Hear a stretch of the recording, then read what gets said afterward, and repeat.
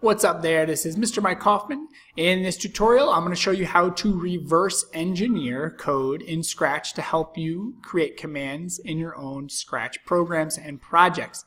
Now, reverse engineering is exactly how the title sounds. You are going to start with a final product that you like, and you are going to then figure out, going backwards, how that product was created, right? So instead of starting from nothing and engineering a product, you're going to start at the end of the product and work backwards to see how that was actually created. Reverse engineering is used in all types of scientific fields.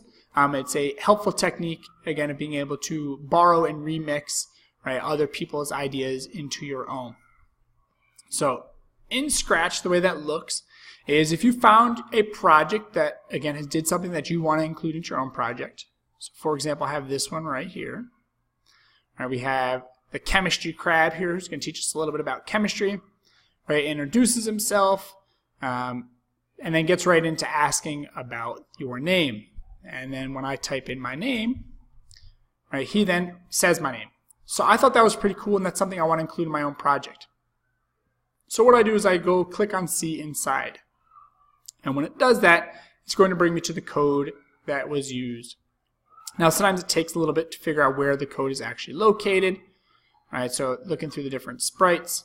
But I know that was done by Crabella the crab, and so that's the sprite that I'm going to look for. And I come over and I'm going to see if I can't find where in the code it's asking and then repeating a name.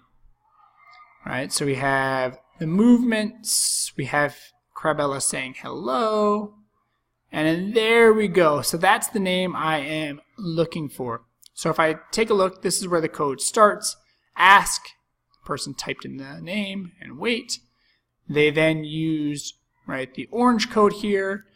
Your name is to, and they added then the blue answer. Waited, and then said hello to the answer. So again, as I go back into my code, again, the beauty of Scratch is that it's color-coded. I'm looking for that name first. What's your name? I'm looking for that orange one, which said something about set.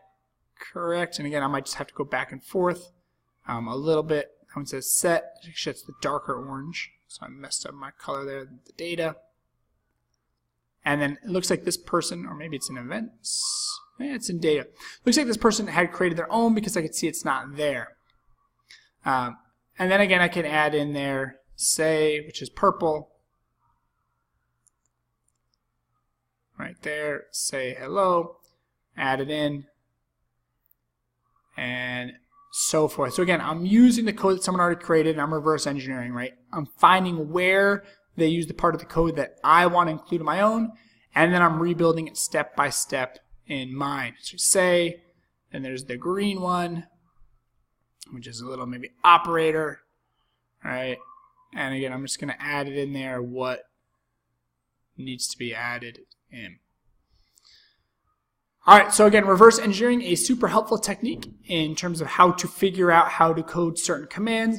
And just a quick recap, you are going to find a finished product that you like. You're going to see inside, locate the code or part of the code that's doing the command that you want to emulate or use.